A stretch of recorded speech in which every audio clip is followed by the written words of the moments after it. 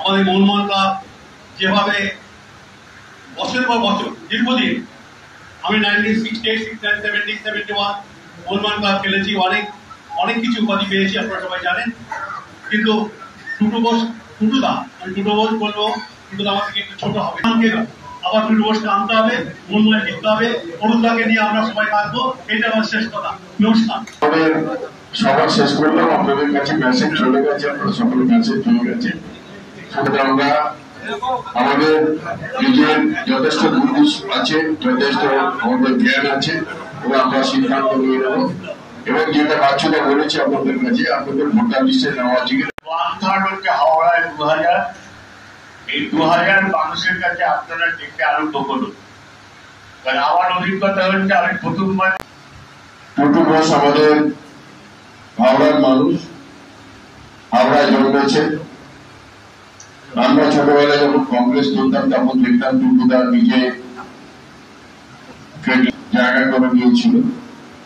আমরা প্রত্যেকটা নির্বাচনে আমরা টুটুদা অন্তর্দা মোহনবাগান মাঠে আসেন এবং তারা আমাদের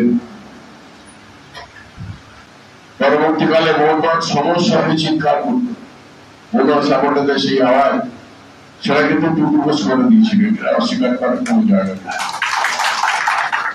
এবং আরো অনেক কিছু আমরা মাঠ খেতাম,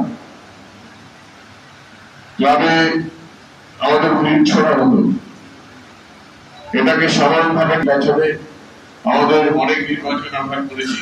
আমি সকলকে অনুরোধ করব যে আপনারা নির্বাচনে যেভাবে অংশগ্রহণ করা আপনারা করবেন সকলে মিলে, এবং আমরা টুটুদা হয়ে ক্লাবের যে ঐতিহ্য, ক্লাবের যে গৌরব, সেই গৌরবকে বৃদ্ধি করার স্বার্থে আমরা টুটুদা